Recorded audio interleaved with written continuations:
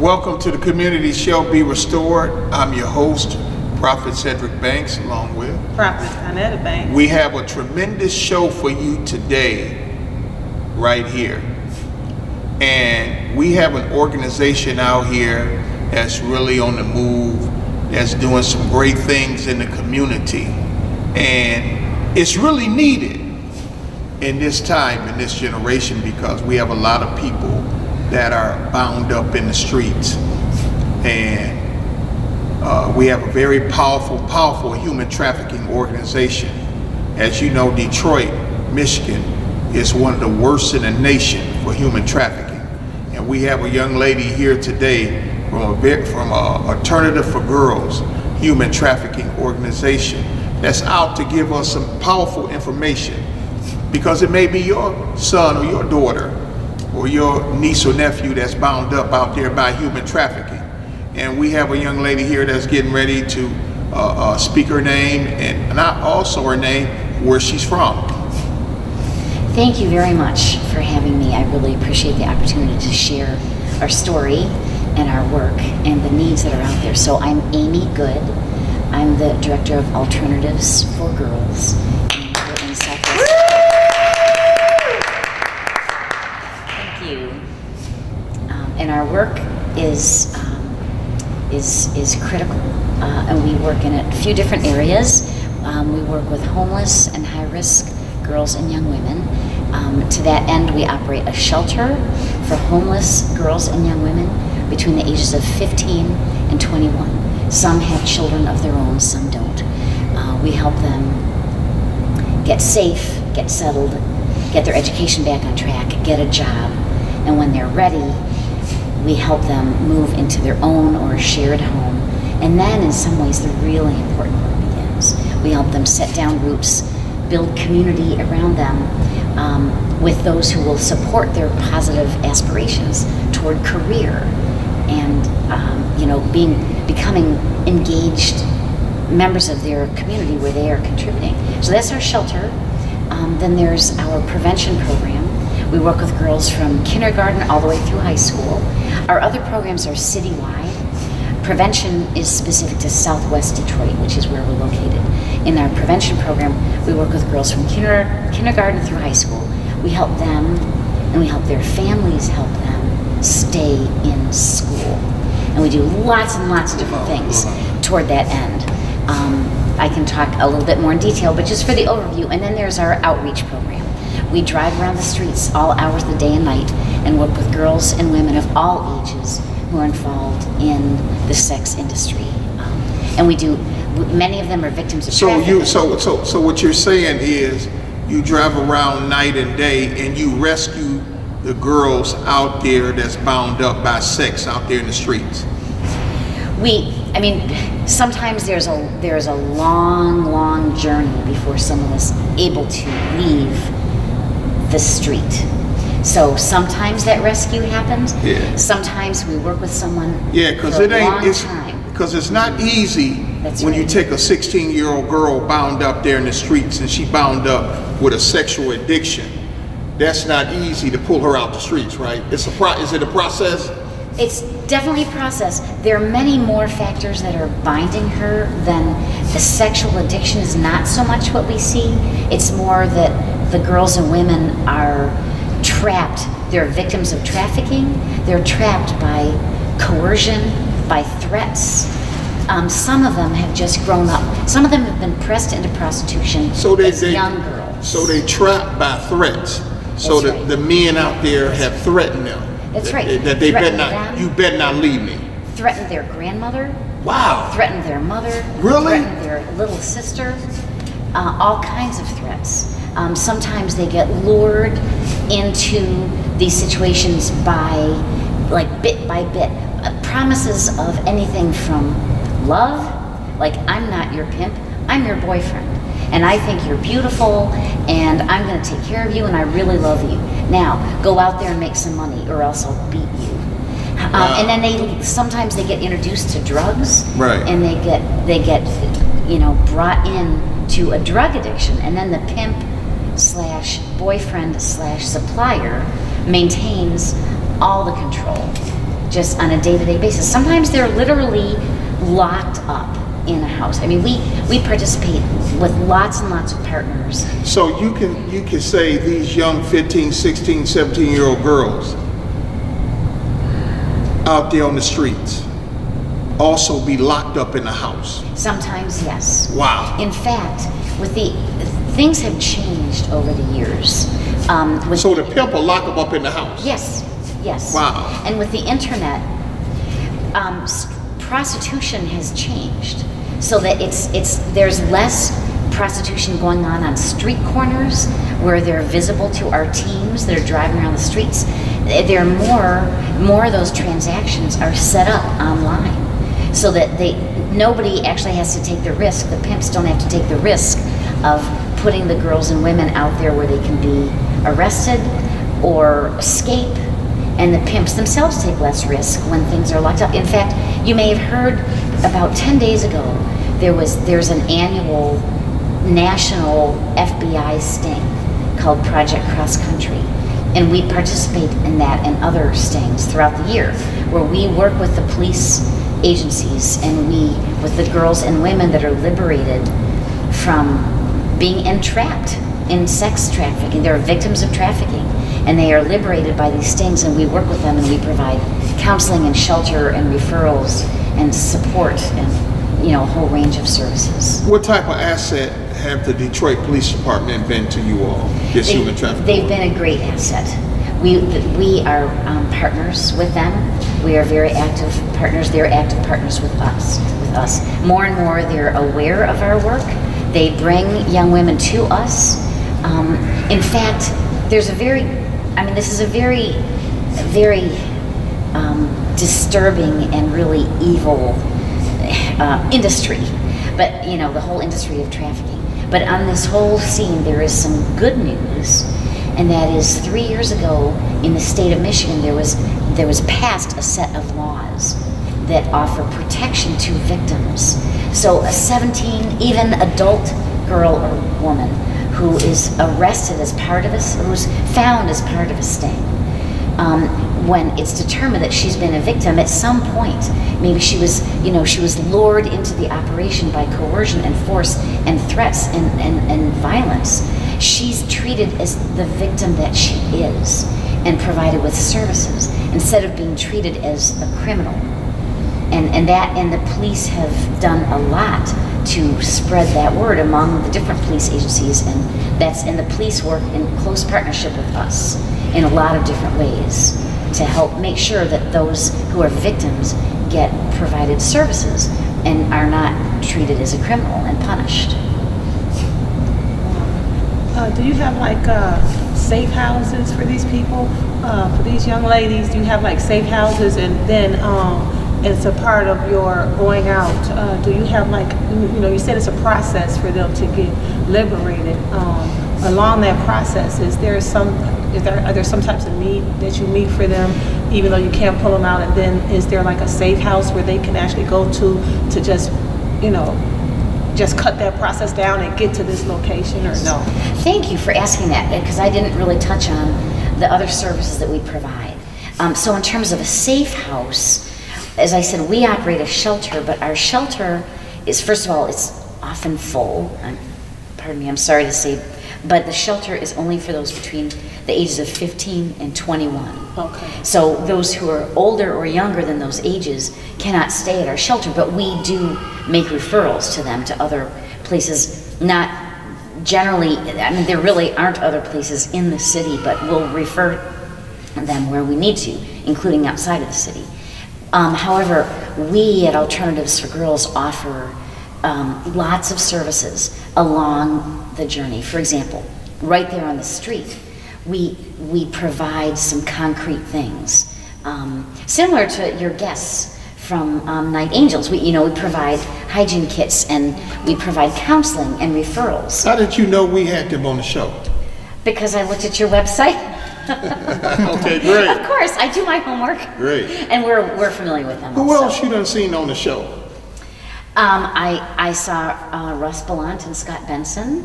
Detroit City Councilman Scott Benson, Yes, eh? that's right. I did see Anybody, that. you know the mayor's been on the show? I do know that because Okay. I did see that, and lots of people I see have been on your show. Right. Yeah, lots of people. John Conyers, I saw. that he John was on Conyers been on the Yep, show, lots of right? people on your show. John Conyers, what is he? State rep? What is he? U.S. US Congressman, right? I'm sorry, U.S. Right, Congressman right, John right. Conyers, right? That's right. So we provide a lot of services right on the street. We provide food and hot chocolate, coffee, clothing, hygiene kits, counseling, and we also invite them to come and participate in services at our agency. We have support groups. We have a couple of different kinds of support groups.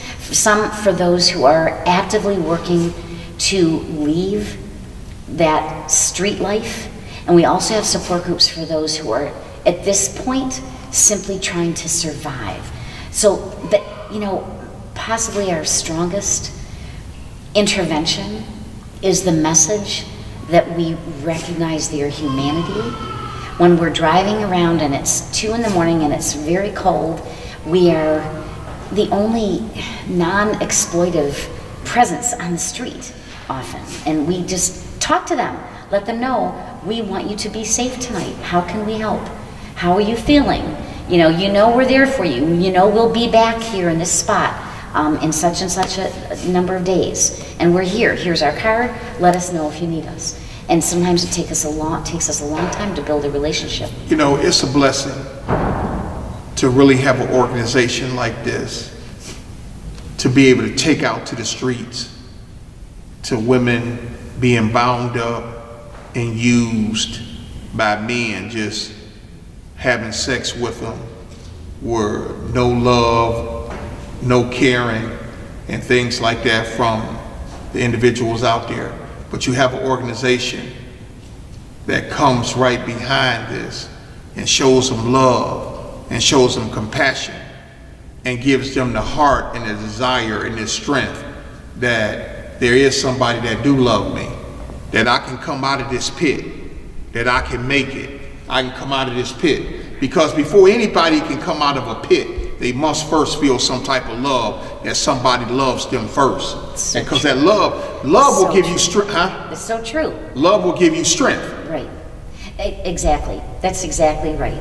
If I'm somebody that out here bound up out in the streets and I'm being used and misused, but somebody comes into my life and they shows me love and they loving me, that's giving me strength now to come out of that bondage now. That's right. I'm getting some power, I'm getting some strength, I'm getting ready to get motivated now because I see some help, that somebody that loves me and cares about me and thinks enough of me to show me some love and support now, because I'm getting ready to come out of this thing now. My mind is getting ready to be made up. I'm getting some strength now.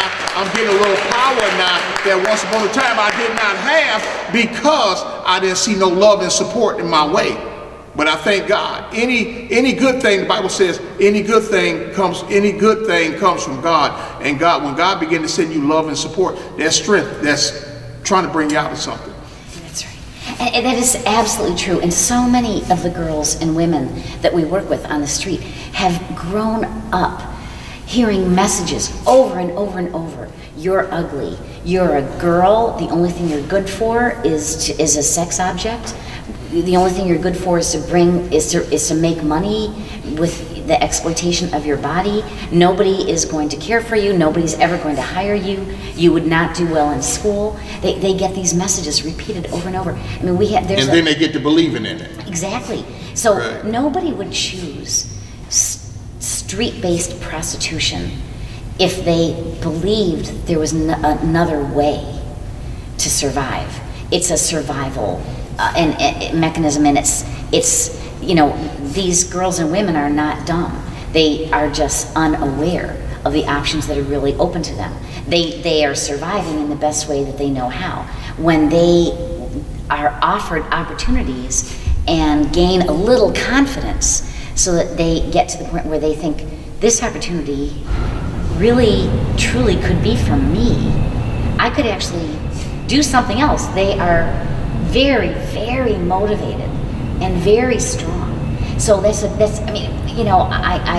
story comes to mind of someone that we worked with for quite a long time who was... So you're talking about the victims of human trafficking is That's very right. motivated, very strong. Yes, But when see they what they, get opportunities. right. But see what they need to do is channel that lifestyle, what they're living now, that they're driven to go out here and have sex for money. Channel that in another area. Positivity. Channel that in another area. That's right. Of And positivity. That's right. I mean, Because they're driven yeah. to do that 8-10 hours a day. I mean, they are surviving like all of us, and they are there for lots of reasons. Sometimes you might say they are choosing to be there. For example, they don't have a pimp and they're not forced to be there, but they're there because they don't understand that there are other options that are safer and more fulfilling. And when they learn that, and that they really do have other options, they are there. And then, of course, as I said, there are lots who are involved in prostitution because they are coerced and they are victims of trafficking. But I want to share a story of a young woman who was pressed into prostitution by her mother when she was 5 years old. 5 years old. She came home from kindergarten and was told she was bad. Her behavior was bad. And it went from there. I'll spare the graphic details, but her mother pressed her into prostitution as a child, and she grew up, from one abusive, exploitive situation to another, until the point where she believed that's her role on this world, in this world. That's her role. Until finally, she started believing that is not her lot. She has options, and she has taken those options. She became a leader in our program, in fact, and shared with others and brought others along with her. That you can do something else. I can do it, you can do it. And what's amazing is, see, you can be a leader all day long. You follow me? But you need someone that's been part of the human trafficking, a victim that becomes a leader. Now, once that victim becomes a leader, that victim can go back and take to those who bound up. Exactly. You see what I'm saying? Yes, exactly. That's just like when you're raising up a church. You need one leader that can get the pastor system. And once that one can get the pastor system, they can carry it back now. You see what I'm saying? Yes. To the congregation. Yes. And we believe very strongly in peer leadership at Alternatives for Girls. It's built into all of our programs, along with community service, because we believe, we see that the biggest source of joy and confidence and fulfillment comes from giving, contributing. And we want to make sure that those that we're serving understand they are not needy, helpless people. They have a lot to give. And we have peer education throughout all of our programs. So they learn the skills, they beat the odds, they gain strength, and then they can share with their peers, this is how you leave a gang, this is how you leave a pimp, this is how you go find a job when your resume is pretty slim. Right now I want to say this. It takes courage and strength to leave a pimp. It's very dangerous. It's very dangerous to leave a pimp. Number one, it's very dangerous. Yeah. So to leave a pimp, you have to have a made up mind. Your mind has to be made up. You done did some soul searching. You done made up your mind. Because it could be repercussions when you leave a pimp. Not only have that pimp threaten you, that's one thing. Now you go against him, there's repercussions that pimp will possibly do. If you're not hidden out in a safe house, you better change your location, because a real serious one that his words were true, he coming now. That's right. And Am I right? He's coming. Yes, and he knows where your grandmother lives. And he's made that really clear. And I agree with everything you said about what's needed to step out of that life. But another thing that's usually needed is that there's a hand waiting for you.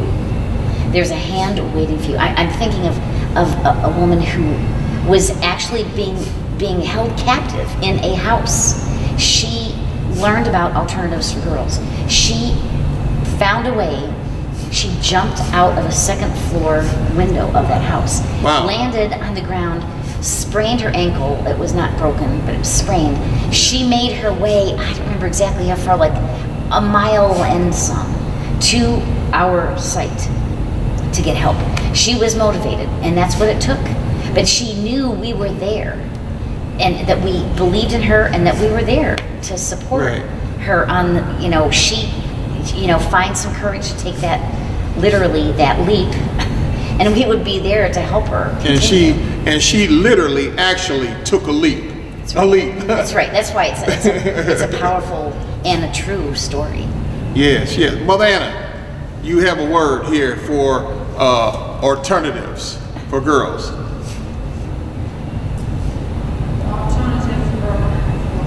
Come on up a little closer because, We can hear. yeah, we're not in this recording room today. Okay, that's good. The alternative that I have for girls is that they have to take a little bit more responsibility for their own consciousness. They have a right consciousness, and they know within their consciousness that this is not right, but because of what they listen to from the male counterpart, it sounds good. They listening to the money.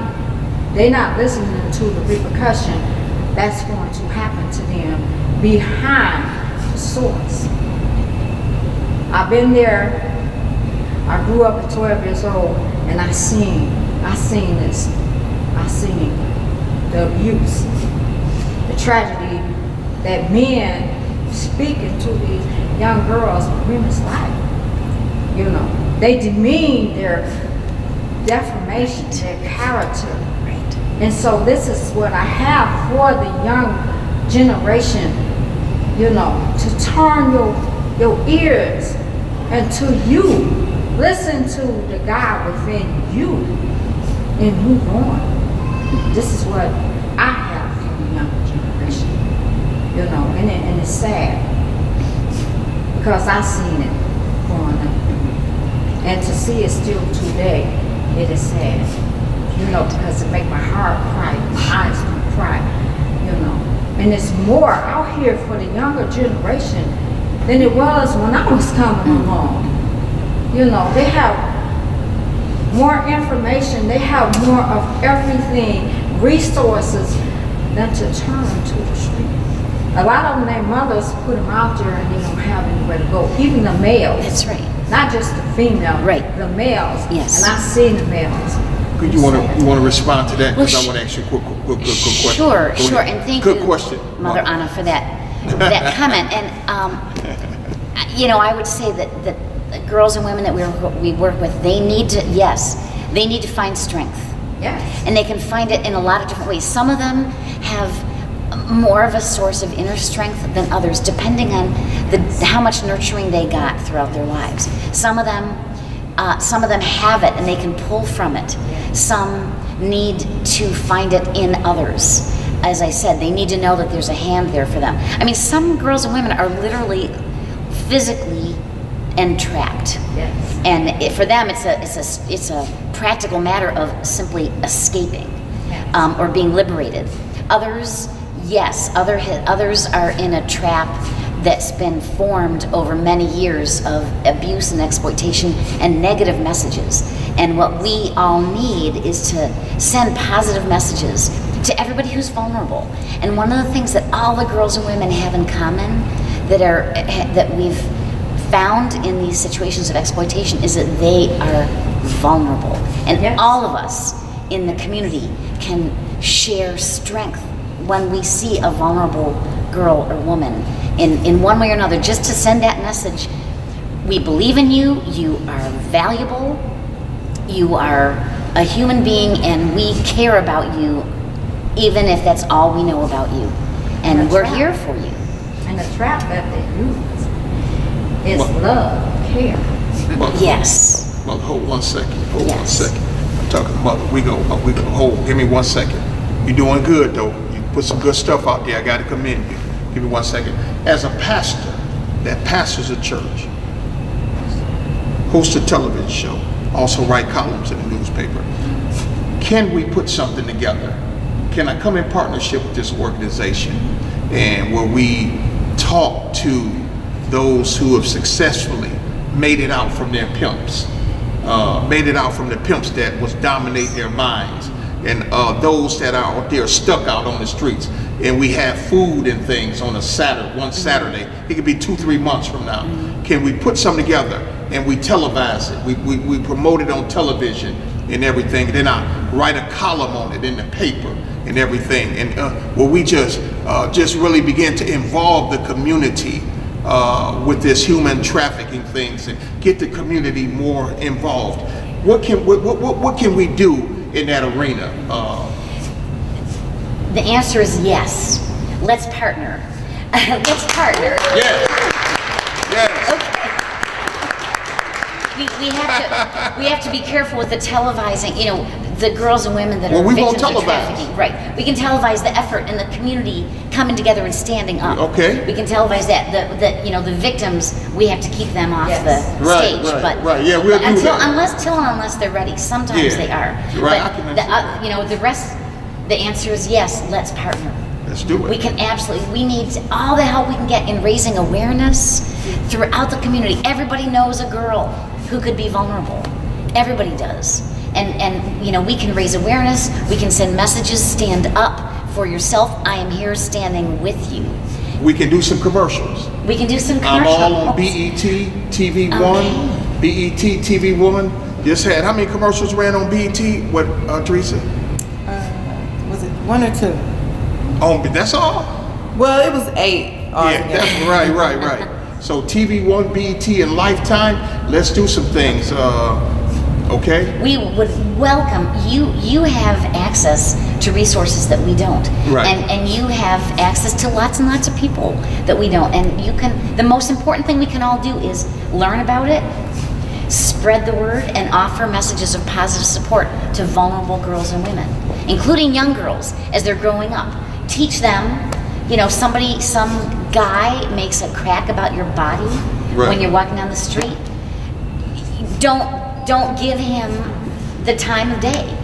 Right. Hold your head up and keep Right. on. Even if he's saying your body looks nice, still, forget you, man. Because think of, we can talk about what pimps look for as they're searching for a victim, Wow. and how to teach our girls not to be that. Right. And you got to remember one thing about a pimp is charismatic. They're Right. operating charisma, Right. even though Right. they may not mean it from the heart, but they operate in the charisma. They're actors, They're actors, right. Give them a Grammy.